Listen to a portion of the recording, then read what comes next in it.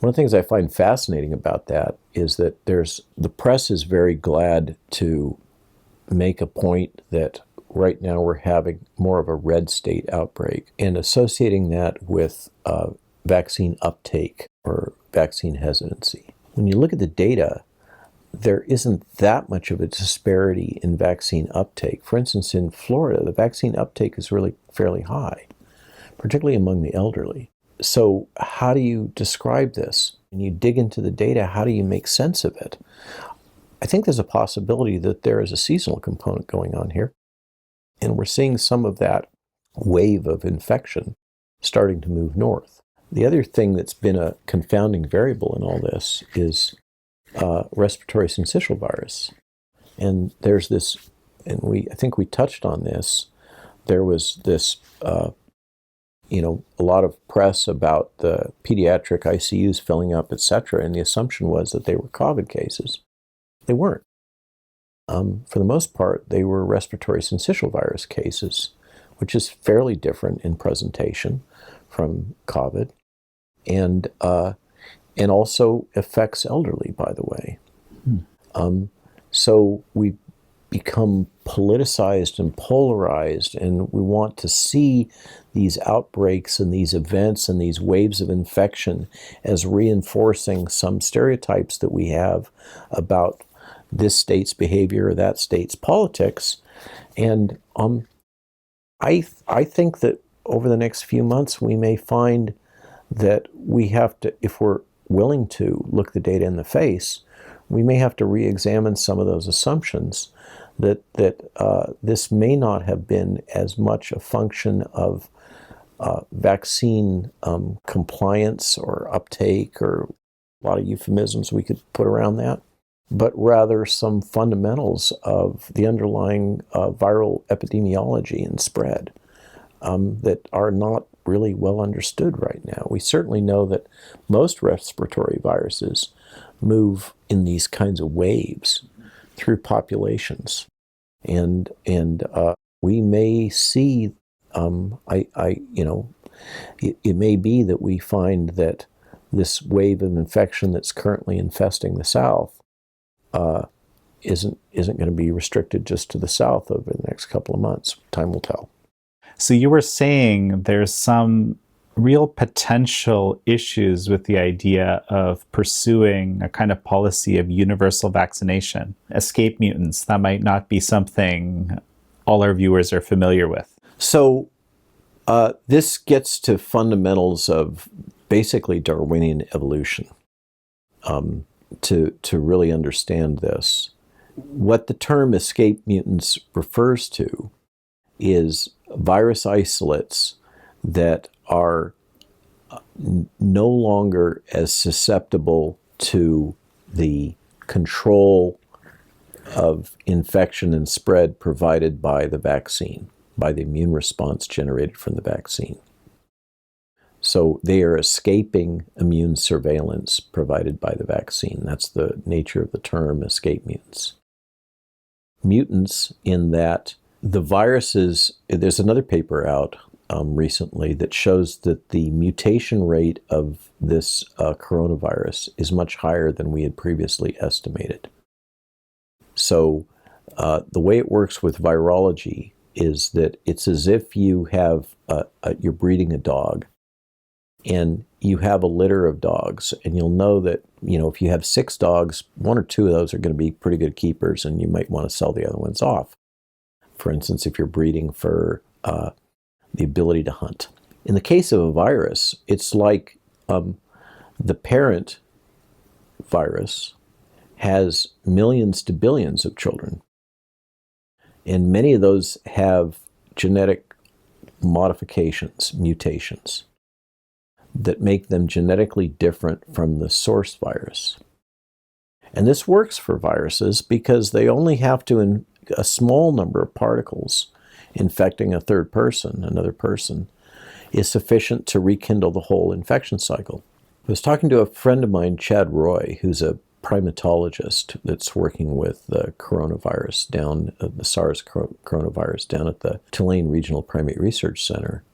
And he has some interesting data that's going to come out soon where they're tracking the evolution of the virus during the course of infection in a given primate.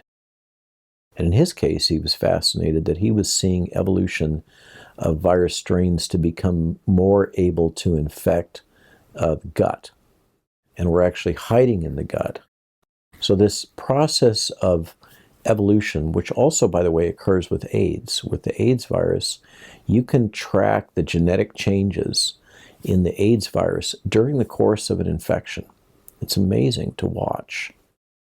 So anytime a virus is infecting a host like us, it's generating these mutations all the time, and those mutations are constantly being selected for fitness, is the technical term, right? The Darwinian term. They're being selected for fitness to reproduce. And what that means is that the environment of the host has things which restrict our immune system, is the notable one, restrict the ability of the virus to replicate and spread.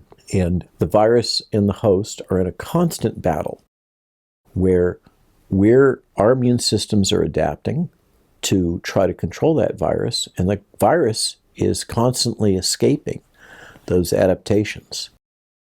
And those are the ones that survive, right? Those are the ones that survive and get transmitted. They either replicate in the host or they get transmitted to third parties. So I'm going to cite another paper. Mm-hmm. There's some really good veterinary work in what's called Marek's disease, which is a viral infection of chickens. And this is what has many virologists concerned as a model system. In the case of Marek's disease, if you have an active outbreak of Marek's disease in chickens, and you start vaccinating against Marek's disease during the outbreak, what you will do is drive the development of viruses that are able to escape the vaccine. And in the case of Marek's disease, they actually become more severe in terms of the disease that they cause. So that's another one of those worst case scenarios, like I talked about high zone tolerance, and I previously talked about antibody-dependent enhancement or vaccine-enhanced infection or disease.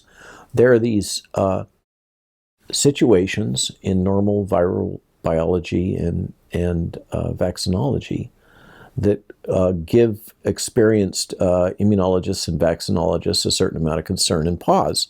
And based on Marek's disease, a lot and other examples, there are many virologists, and I'm one of them, that are concerned that the policy of universal vaccination at the time when we are having a very active outbreak that's global creates the risk that we will drive the immune response of the entire population towards a single endpoint, towards a common outcome in terms of antibody responses. And there's another very nice paper just out recently from Michael Diamond's laboratory at Washington University that shows that, in fact, we are getting remarkably consistent B-cell responses to the vaccination. So we're driving, there's an appearance that in the effective antibodies, there's a small number of epitopes that are protective in spike. And by only using spike as an antigen, we're driving all of our immune responses towards some common endpoints of immune response against certain domains in spike. And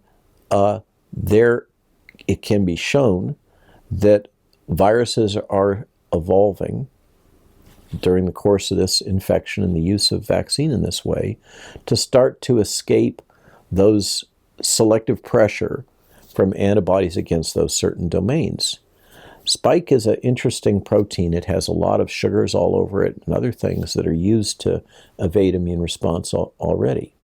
So the concern is that by deploying vaccine broadly, the same basic vaccine, all these genetic vaccines all employ spike as an antigen.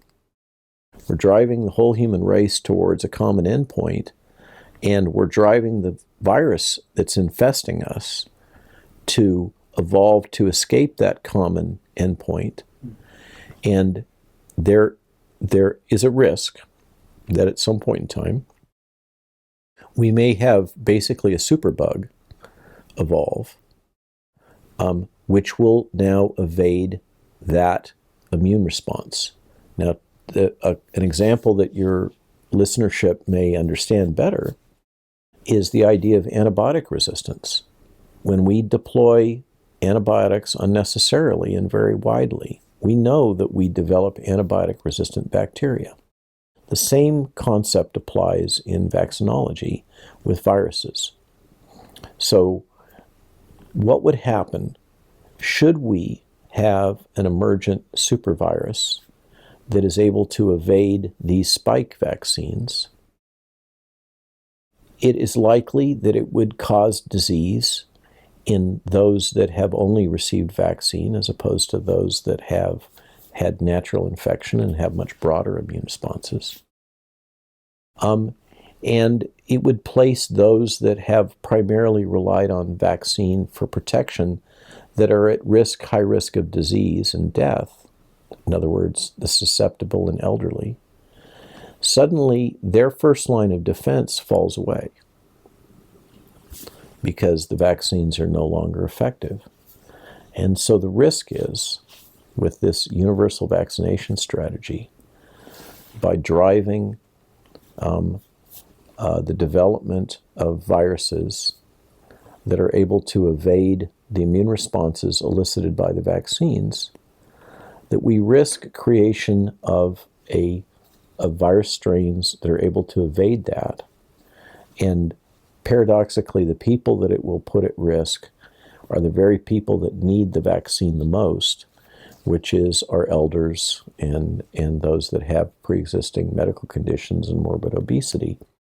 So the logic is, vaccinate those, reserve the vaccine for just them, and don't vaccinate the general population that are at extremely low risk, fraction of a percent. Hello, everyone. We have some exciting news. This week, I'm heading to Orange County, California, and I'll be hosting a live American Thought Leaders interview with John Moorlach, a former California state senator, and we'll discuss California after the recall. I'd love to meet some of you in person this Friday at the fundraiser.